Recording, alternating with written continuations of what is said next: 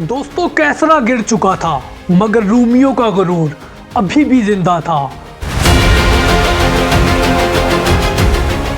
और वो गुरूर आज अमीसा की दीवारों के पीछे आखिरी सांस लेने वाला था।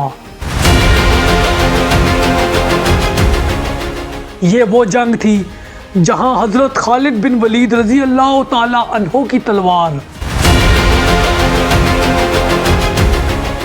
और हजरत अबू उबैदा रजी अल्लाह ताला अन्हो की हिकमत ने रोमन सल्तनत की कमर तोड़ दी।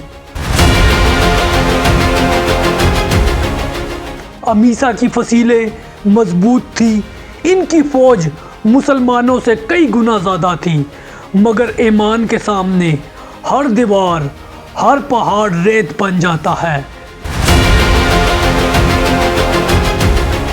ये जंग सिर्फ ज़मीन के लिए नहीं थी, ये फैसला था कि शाम पर हुकूमत किसकी होगी, मुसलमानों की या फिर रोमन की।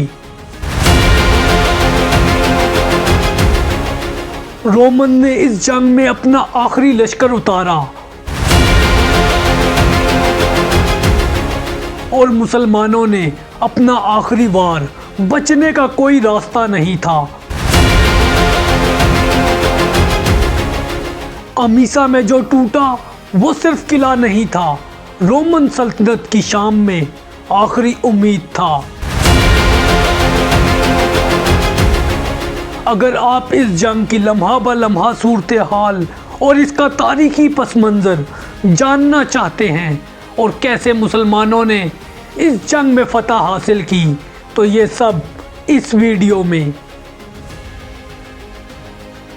दोस्तों कैसरा की फतह के बाद रोमन सल्तनत को ये हकीकत साफ नज़र आ गई कि शाम अब इनके हाथ से फिसलता जा रहा है।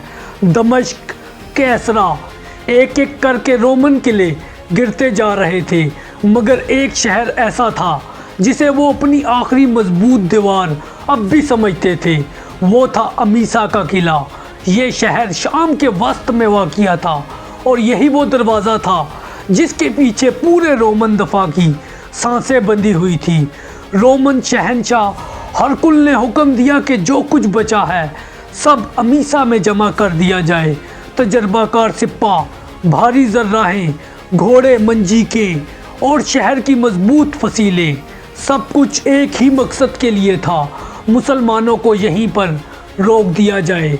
रोमन्स को यकीन था कि अगर अमीसा बच गया तो शाम दोबारा हाथ में आ सकता है।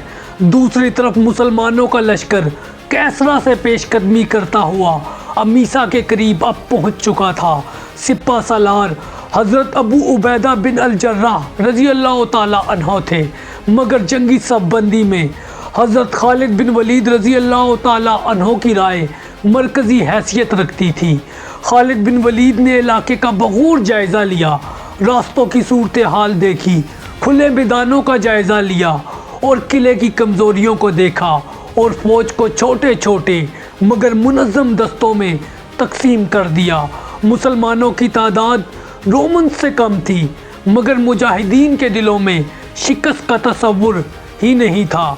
हर खैमे में यही बात दोहराई जा रही थी कि ये जंग सिर्फ अमीसा की नहीं बल्कि पूरे शाम के मुस्तकबिल की जंग है।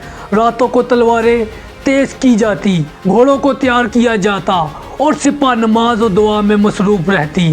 फ़िज़ा खुद गवाही दे रही थी, अमीसा में अब या तो रोमन ताकत ख़त्म हो जाएगी या तारीख़ का रुख बदल जाएगा। जब अमीसा की फसीलों पर सूरज की पहली किरण पड़ी तो मुसलमानों ने शहर के बुर्जों पर रोमन्स परचम लहराते हुए देखे, मगर नीचे मैदान में मुसलमानों की सफ़ें ऐसी खामोशी से खड़ी थी जैसे तूफ़ान से पहले की खामोशी हो।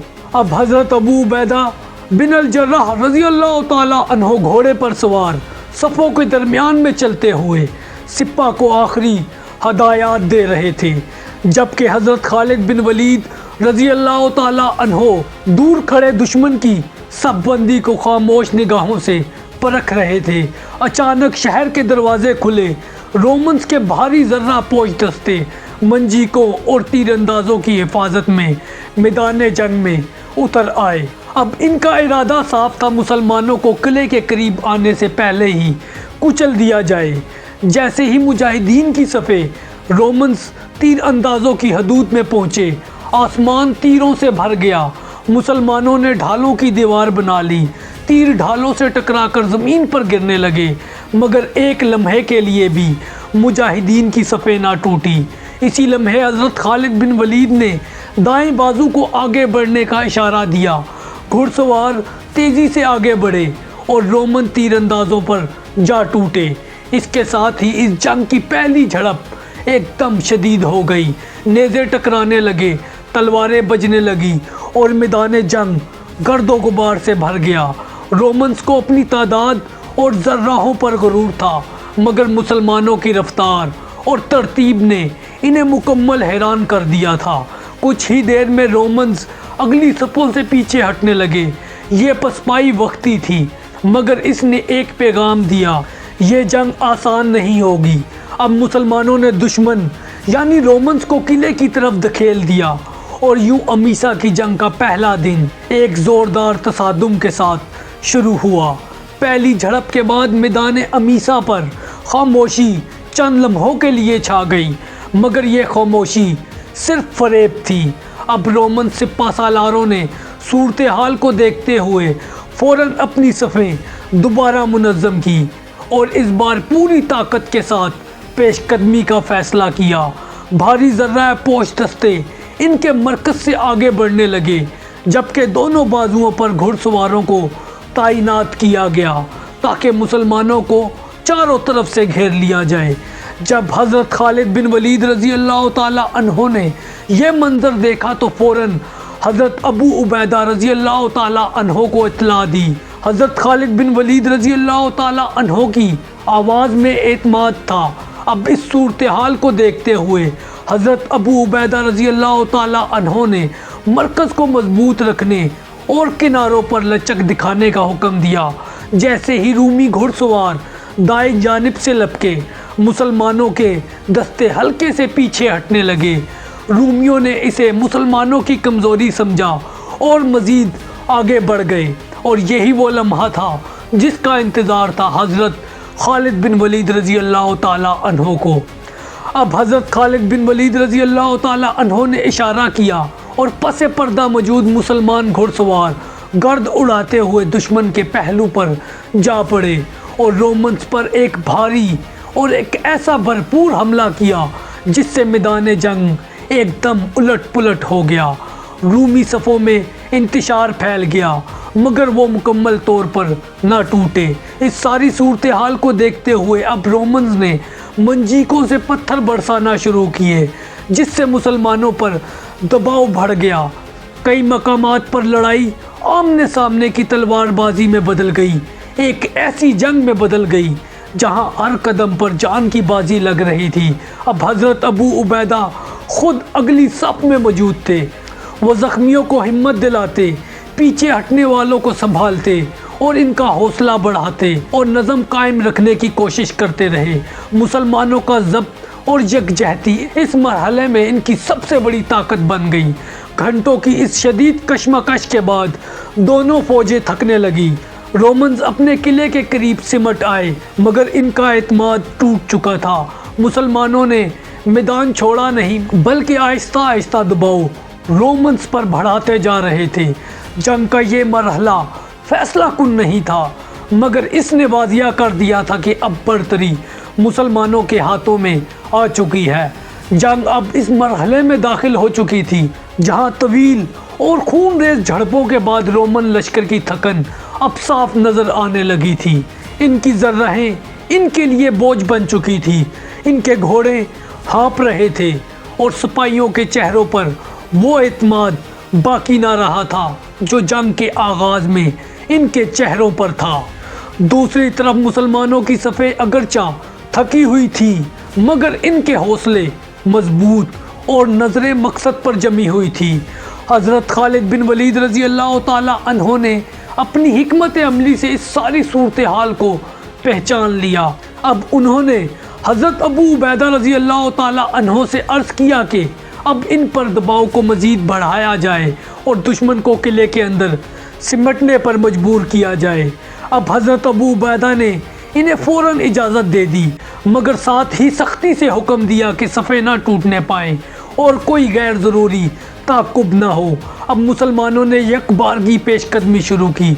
दाएं और बाएं बाजू से घुड़सवारों ने तेज़ हमले किए, जबकि मरकज़ ने आहिस्ता मगर मजबूत कदमों से आगे की तरफ बढ़ना शुरू किया।